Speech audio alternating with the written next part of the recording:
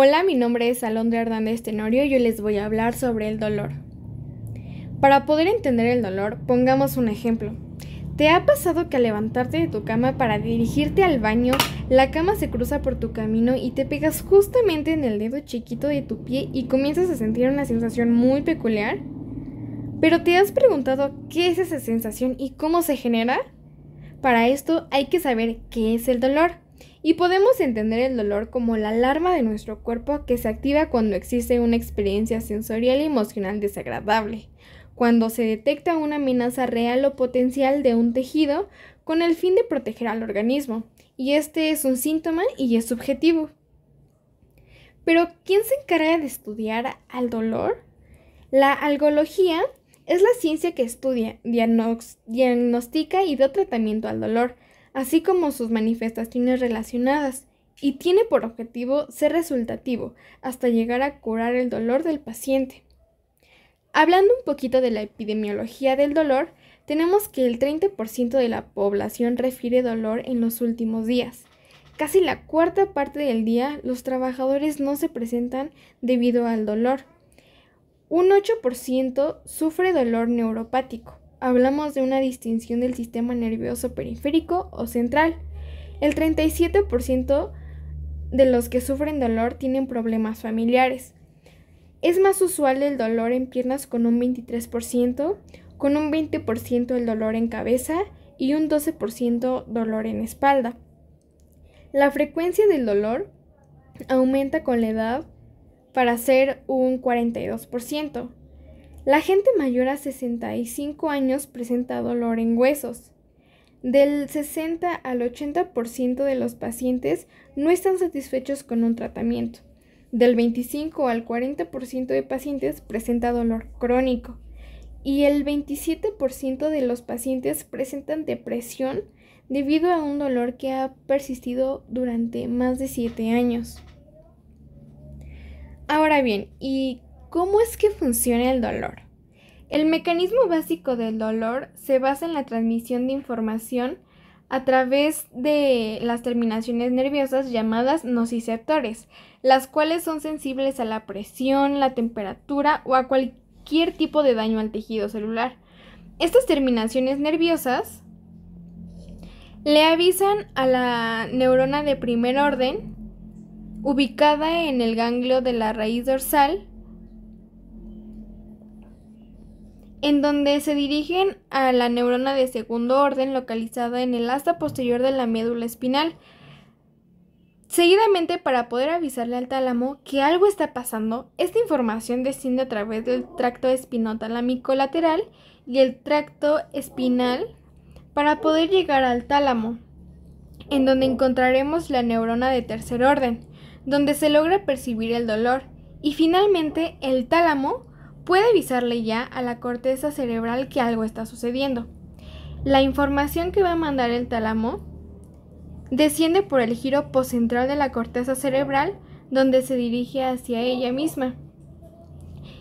Y a la hora de llegar a la corteza cerebral, aquí se interpreta la información y se vuelve consciente de que algo está sucediendo. Ahora bien, para entenderlo mejor, pongamos un ejemplo. Cuando sometemos nuestra mano a una sustancia caliente, las terminaciones nerviosas le avisan a la médula espinal que algo está sucediendo.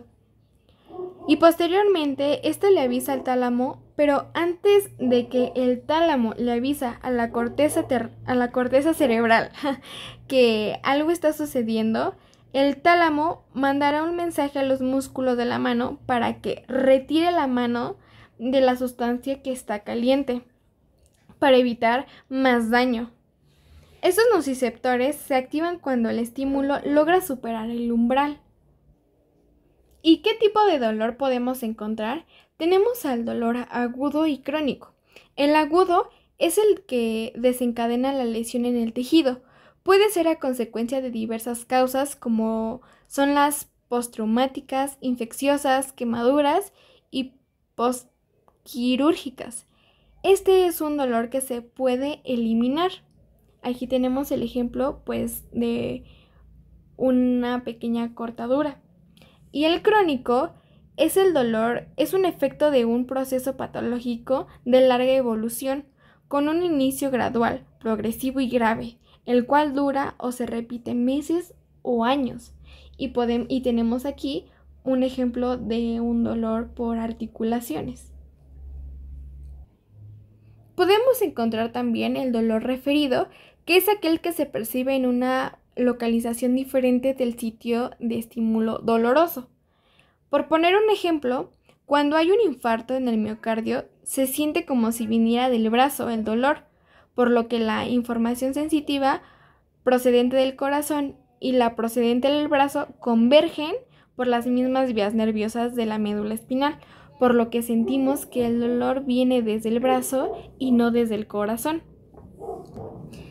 El dolor visceral se origina en las vísceras u órganos y es un dolor profundo, difuso, mal localizado.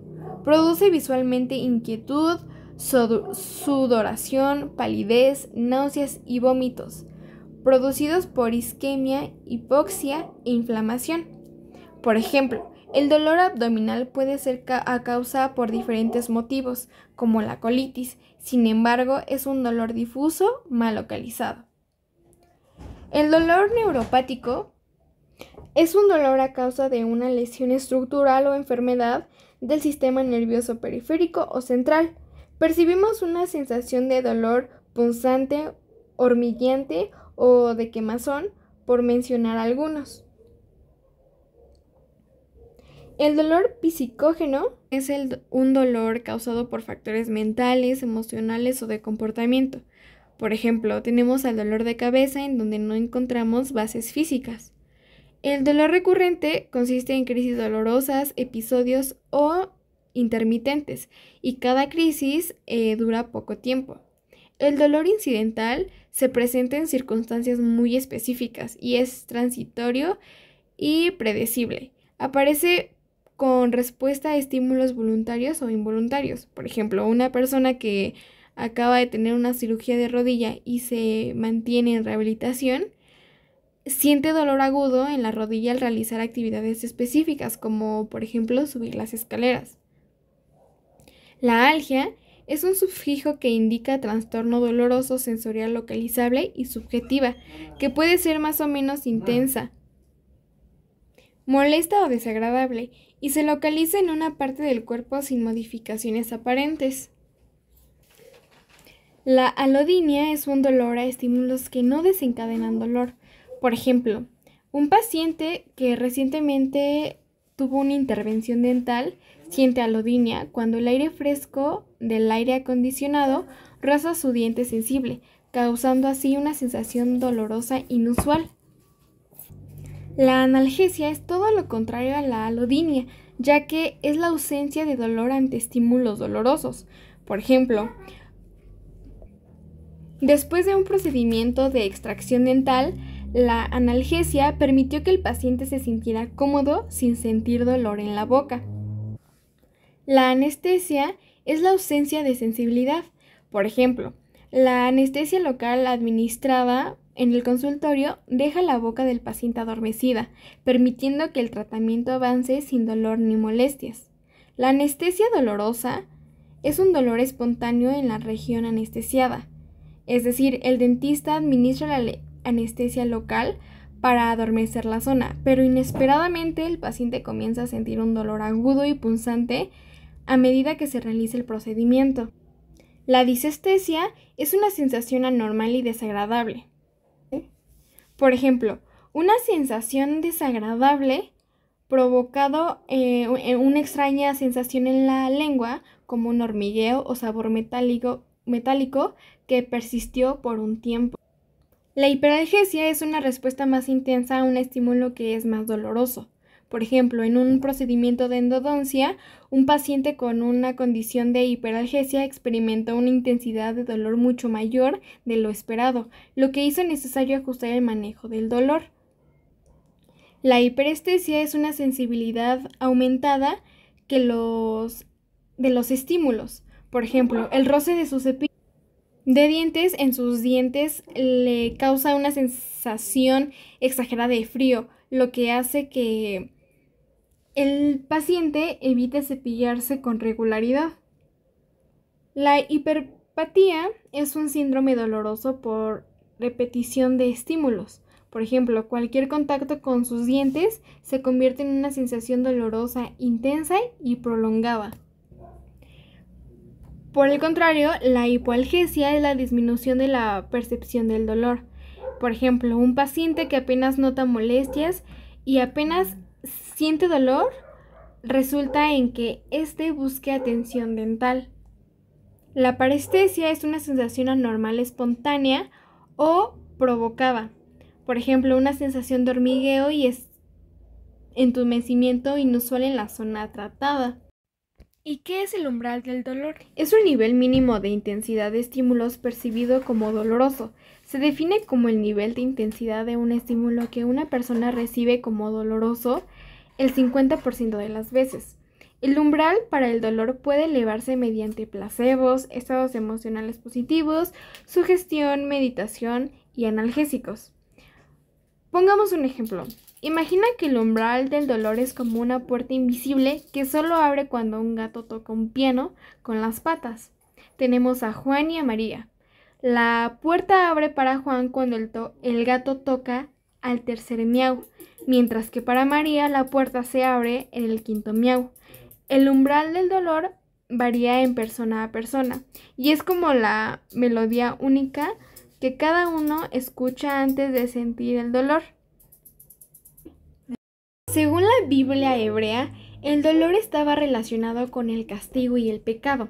Descartes, en 1803, hace el primer planteamiento racional del dolor como un mecanismo de defensa, y tratarlo era una interferencia y un problema para el diagnóstico. Sabemos que el dolor tiene 3 teorías: la teoría de la compuerta, la teoría de la especificidad y la teoría del patrón periférico.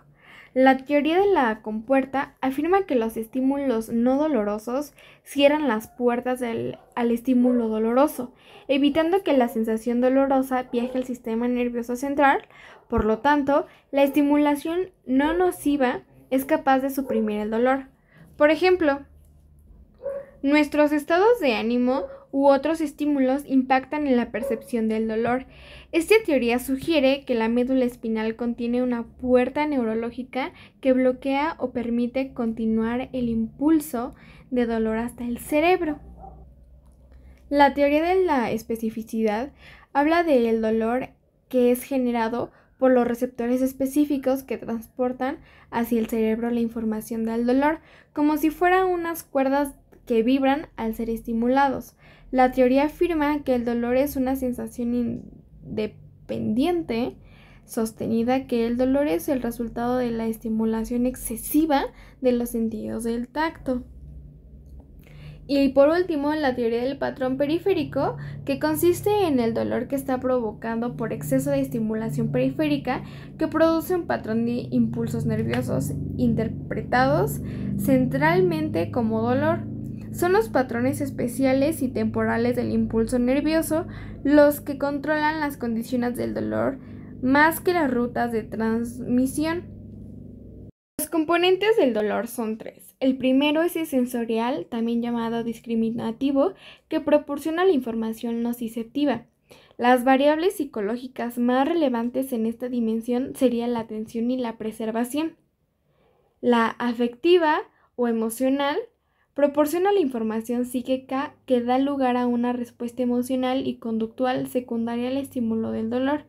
Esta es la responsable de que se produzcan respuestas emocionales como el miedo o la ansiedad. Y la cognoscitivo, o también llamada evolutiva, que interpreta, analiza y valora el dolor en función a las experiencias previas y la voluntad del sujeto. El dolor es un proceso dinámico y cambiante que tiene la finalidad de proteger en condiciones normales. Se limita al tiempo que toma resolver la causa que lo origina, pero puede evolucionar a un cuadro persistente y sin ningún propósito inmediato o mediato. Entonces el dolor se convierte en un síntoma de enfermedad. Encontramos 2 tipos de dolor: dolor nociceptivo y dolor no nociceptivo.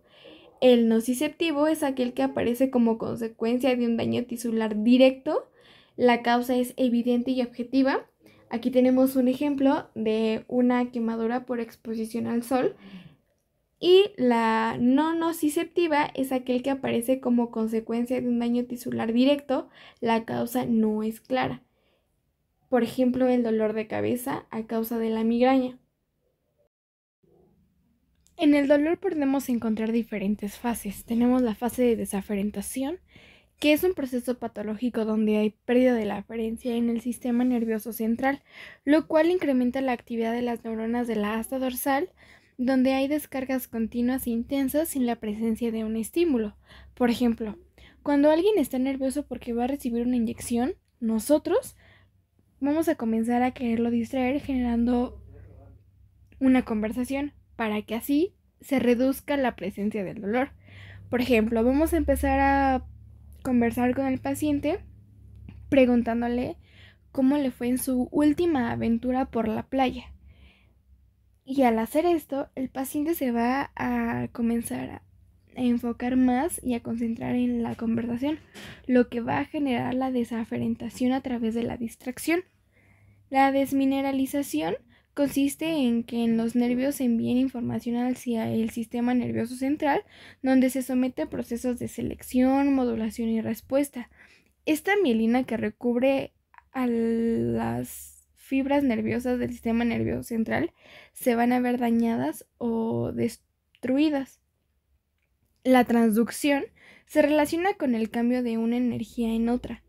Para el dolor significa que una fuerza química, mecánica, térmica se va a convertir en un impulso eléctrico en los nervios. Por ejemplo, cuando nosotros recibimos un golpe, que sería el estímulo, esto va a viajar a través de nuestras fibras nerviosas como un impulso eléctrico hasta llegar a nuestra corteza, la cual nos va a hacer conscientes de lo que está pasando y qué tipo de estímulo es este. La conducción del pensamiento consiste en que en los nervios se envíen información hacia el sistema nervioso central, donde se somete a procesos de selección, modulación y respuesta. El cerebro procesa en varias partes de la corteza el mensaje con ayuda de la memoria y el cerebelo. La modulación del dolor en el sistema nervioso central es que este puede mandar mensajes al sistema periférico en la segunda o tercera neurona para modular el mensaje doloroso. Y bueno, ¿cómo podemos hacer la evaluación del dolor? Pues esta se va a realizar en una evaluación verbal con la historia clínica del paciente. Principalmente es su información y va a ser la información que nos va a proporcionar sobre qué es lo que siente, donde se busca su origen del dolor según el paciente, su duración, su intensidad, severidad o complicación, el número de cuadros dolorosos provocados o disminuidos del dolor por factores agravantes o aliviadores. ¿Y cómo podemos clasificar el dolor según su intensidad? Bueno, para medir el dolor según su intensidad contamos con la escala de EVA, que significa escala análoga visual. Esta escala mide la intensidad del dolor, representada en una línea donde encontramos en el extremo izquierdo el número 0, que significa que no hay dolor, y en el extremo derecho encontramos que es el número 10, donde encontraremos un dolor muy intenso. Por otro lado, también tenemos el cuestionario de MC-Gale, el cual consiste en que nos va a ayudar a poder saber y nos va a permitir aliviar el dolor. Este cuestionario se basa en una experiencia subjetiva y multidimensional, donde encontraremos en la historia clínica los datos del paciente, antecedentes, diagnósticos y tratamientos a los que se ha sometido. La intensidad del dolor es una escala numérica de localización, características que miden funcionamiento físico, rol social, salud mental, emocional, autoestima, seguimiento de funciones laborales, sueño, etc. Tenemos al círculo vicioso del dolor. Este círculo vicioso lo podemos relacionar análogamente como cuando nosotros de jóvenes empezamos con probando pequeñas sustancias que son negativas para nuestra salud y después entremos en un círculo vicioso donde comenzamos a experimentar con más sustancias diferentes que cada vez se van haciendo más negativas y no se viene a dar un efecto negativo. Así más o menos es el círculo vicioso del dolor. Este círculo vicioso es un patrón en el que el dolor crónico conduce a efectos negativos, que a su vez aumenta o prolonga la experiencia del dolor. Comienza con el dolor inicial, lleva a una mayor sensibilidad del dolor, limitación de la movilidad, debilidad muscular, cambios emocionales, dificultades para dormir y en última instancia a un aumento del dolor, creando un ciclo continuo. El tratamiento del dolor crónico a menudo implica abordar estos aspectos para romper este círculo vicioso del dolor. Pero también contamos con otra manera de poder evaluar al dolor, en donde encontramos Alicia, que es la semiología del dolor, que da un enfoque para la evaluación del dolor que se basa en 6 componentes. La A son antecedentes del dolor, la L, la localización del dolor, la I, su intensidad, la C, características del dolor, la I, irradiación del dolor y la A, alivio y agravantes del dolor. Este enfoque nos va a ayudar a obtener una comprensión completa de la experiencia del dolor de un paciente. ¿Y qué principios y recomendaciones podemos tener para el manejo del dolor? Bueno, para ello tenemos al decálogo del dolor, donde encontramos 10 puntos. El primero es no se juzga, se comprende. El número 2, no se censura, se evalúa. 3, no es un síntoma, es una enfermedad. 4, no es un estímulo, es una percepción. 5, no se ignora, se atiende. 6, no se mira, se observa. 7, no se recrimina, se mesura. 8, no se minimiza, se afronta. 9, no se sufre, se previene. Y 10, no se silencia, se comunica. ¿Y te has preguntado cómo es que tus neuronas se comunican entre sí para poderse mandar ese impulso eléctrico? Bueno, para ello debemos de saber qué es la despolarización. Y sabemos que la despolarización es la disminución del valor de potencial de membrana en una célula. El potencial de membrana en una célula en reposo es de menos 70 milivolts. Este potencial negativo es generado por la bomba sodio-potasio, que extrae de forma activa 3 iones de sodio al interior hacia el exterior e inducen 2 iones de potasio consumiendo un ATP. Es decir, que se abren los canales de sodio para que estos puedan ingresar, pero los canales de potasio se van a encontrar cerrados. Entonces esta despolarización va a dar lugar a un potencial de acción y a una excitación de la célula.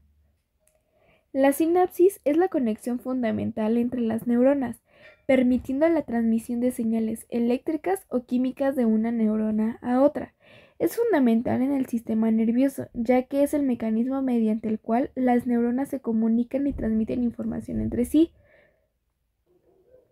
Las señales eléctricas viajan a través de la sinapsis cuando las neuronas están directamente conectadas, mientras que las señales químicas, conocidas como neurotransmisores, se liberan en el espacio sináptico para activar receptores en la neurona receptora. Aquí tenemos el ejemplo de una sinapsis. Este es el espacio sináptico por donde va a pasar la información de una neurona a otra neurona. Pongamos un ejemplo, es como si este fuera Ciudad de México y este el Estado de México. Esta es la caseta, que sería el espacio sináptico, la cual va a permitir el paso de los carros y las personas que vienen de Ciudad de México hacia el Estado de México. Se van a pasar una información de un lado a otro. Y para poder entender cómo es la conducción saltatoria, es decir, el proceso por el cual el potencial de acción comienza a pasar, debemos de conocer cómo está compuesta una neurona. Tenemos a las dendritas, al cuerpo somático, su núcleo, el axón, que está compuesto por células de vaina de mielina, y entre cada vaina de mielina encontraremos un espacio, que se conocerán como el nodo de Ranvier. Por este nódulo de Ranvier es donde comenzará la conducción saltatoria.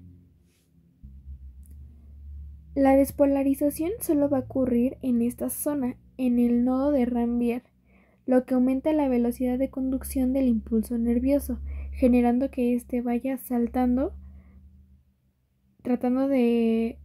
pasando por encima de la vaina de mielina para que el impulso nervioso sea conducido con mayor velocidad. ¿Y te has preguntado qué tipo de fibras tenemos que nos ayudan a percibir esa sensación de dolor? Bueno, pues tenemos las fibras nociceptivas tipo A delta y las fibras tipo C. Las tipo A delta son mielinizadas, codifican el primer dolor, lo identifican en dónde se localiza. Su duración, intensidad del estímulo son anchas y mielinizadas y nos dan un tipo de dolor agudo. Es decir, estas fibras nerviosas, aquí en amarillo podemos ver que tenemos el axón y estas son las vainas de mielina. Es decir, poniéndolo como un ejemplo, es como cuando tenemos un cable, nuestro cargador está revestido por un tipo de aislante que cubre a los cables que nos ayudan a que pueda pasar la electricidad. Bueno, así son las tipo A delta, mientras que las fibras tipo C son amielinizadas. Codifican el segundo dolor, transmisión más lenta y difusa. Son polimodales, responden a temperatura, presión y químicos. Son pequeñas y nos dan un tipo de dolor crónico y lento. Es decir, son aquellas que no cuentan con esa vaina de mielina y se encuentran solamente con el puro axón. Viéndolo con nuestro ejemplo anterior, es como si nuestro cable estuviera pelado y pudiéramos ver qué tipo de cables se compone nuestro cable del cargador por el que pasa la corriente eléctrica. Podemos decir que las tipo A delta van a tener una velocidad más rápida, de unos 5 a unos 3 segundos, mientras que las fibras tipo C van a tener una conducción lenta de 0.5 a 2 metros por segundo. Ahora bien, ya sabemos cómo es la vía, ese transporte y esa ruta que va a tomar ese estímulo para poder llegar a nuestro cerebro y hacernos conscientes de que algo está pasando. Pero, ¿quién son los pasajeros de ese vehículo que nos hace percibir el dolor? Para ello vamos a tener diferentes sustancias y comenzaremos con la sustancia P, que esto es un neuropéptido que está presente en todas las neuronas. Y su relación con el dolor va a ser intervenir en esta transmisión, provocando contracciones rápidas de la musculatura lisa gastrointestinal y va a modular la respuesta inflamatoria e inmunológica. Por su parte, la GABA, que es un ácido gaminobutírico, es un neurotransmisor inhibitorio que predomina más en el sistema nervioso central. Este va a evitar que se envíe el impulso nervioso y se dispare o inicie un dolor crónico. Entonces este nos va a poder inducir a la calma ante un dolor. Entonces la GABA va a ayudarnos a calmar la excitación nerviosa y va a regular la percepción del dolor, por lo que también existen medicamentos que pueden aumentar esta actividad de la GABA para que pueda utilizarse en tratamientos de dolor crónico y pues va a generar que se reduzca la excitabilidad neuronal y nos va a aliviar el dolor. El glutamato, además de sustrato de la síntesis de proteínas, es un neurotransmisor excitador más abundante del cerebro y está implicado en regular sistemas motores, sensitivos y cognitivos. Entonces, este aminoácido neurotransmisor lo que va a generar es que va a facilitar y agilizar la comunicación entre las células nerviosas para que se pueda mandar de una mejor manera ese impulso nervioso. La acetilcolina también es un neurotransmisor que se libera por las terminaciones nerviosas y lleva señales a la célula que se encuentra al otro lado de la sinapsis. La acetilcolina va a ayudar a controlar la memoria y la acción de ciertos músculos, pero también está relacionada con el dolor. Y pues, ¿cuál va a ser su acción? Va a aumentar la latencia de los estímulos dolorosos. La sensibilización central es la amplificación de la señal neuronal dentro del sistema nervioso central que va a desencadenar hipersensibilidad al dolor. Vamos a conocer ahora los sistemas por los que el dolor va a viajar. Tenemos el sistema ascendente, el cual es responsable de transmitir las señales del dolor desde el lugar de la lesión o estimulación dolorosa hacia el cerebro. Por ejemplo, imaginemos que accidentalmente pones la mano sobre una estufa caliente. Las transmisiones nerviosas en tu piel, llamadas nociceptores, detectan el calor y el daño potencial en la piel. Estos nociceptores van a enviar las señales eléctricas a través de las fibras nerviosas hacia la médula espinal. La médula espinal va a enviar las señales de dolor procesadas y transmitidas a lo largo de las vías ascendentes al cerebro. A medida que estas señales ascienden, llegan a regiones específicas del cerebro que interpretan la información y te hacen consciente de lo que está sucediendo y que retires la mano. Tenemos también el sistema regulador. Su función es regular el dolor. También es conocido como el inhibidor del dolor porque tiene como función principal reducir o modular la percepción del dolor. Este nos ayuda a mantener un equilibrio en la respuesta del cuerpo al dolor, evitando que sea excesivamente intenso o prolongado. El sistema descendente tiene como función regular el procesamiento del dolor a nivel central y periférico. Actúa como una especie de control de retroalimentación al reducir la transmisión de señales de dolor a la médula espinal y hacia el cerebro. Entonces, este nos va a generar que no sintamos tanto dolor. Otros tipos de dolores que podemos encontrar es el referido, del que ya hablamos previamente, el irritado y el fantasma. El referido es el dolor que se percibe en una localización diferente al sitio del estímulo. Habíamos puesto el ejemplo de cuando nos da un infarto al miocardio o cuando le pasa esto a una persona. La persona empieza a sentir dolor proveniente del brazo, pero en realidad es del corazón donde proviene el estímulo. Nada más que sus terminaciones nerviosas de ambos convergen en una sola, por lo que se percibe el dolor en una zona distinta a la que realmente está generando ese estímulo. Odontológicamente lo podemos ver como a una persona que tiene una infección y un dolor en los molares, pero la persona está refiriendo que tiene y siente el dolor que proviene desde el oído, pero en realidad el dolor viene desde los molares. Ahora bien, tenemos al dolor irritado, que es producido por la irritación de una raíz nerviosa, generalmente ocasionada por una compresión. Se reproduce a distancia y tiende a ser más de forma de hormigueo y de adormecimiento. Por ejemplo, nosotros como estudiantes a veces sentimos mucho dolor en los hombros y esto es generado porque pues hay una compresión de esas terminaciones nerviosas que tenemos ahí por los músculos, ya que hay demasiada tensión, y también podemos empezar a sentir una sensación de adormecimiento u hormigueo. Ahora, el dolor fantasma puede ocurrir hasta en un 80% de los sujetos con amputaciones y se refiere a la presencia de sensaciones dolorosas en un área ausente. Esto se debe a una reorganización cortical que detecta la incongruencia sensorial y motora por la falta de transmisión nerviosa hacia el cerebro de esa área amputada. tendremos diferentes ilustraciones que nos van a poder ayudar a entender un poquito mejor la percepción del dolor, que van a estar conectadas a diferentes áreas del cerebro o a regiones específicas de los nervios espinales. El homúnculo cortical es una ilustración con diferentes partes del cuerpo que están conectadas con las áreas del cerebro responsables de la percepción del dolor. Esta representación podríamos ver en ciertas áreas del cuerpo que tienden a tener mayor o menor representación en el cerebro en función a la sensibilidad del dolor.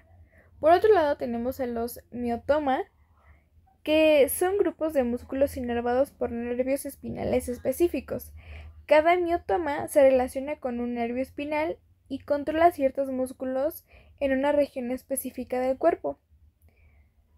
Los dermatomas son áreas de la piel inervadas por nervios espinales específicos, y cada dermatoma se asocia con un nervio espinal y una región de la piel que está inervando este nervio.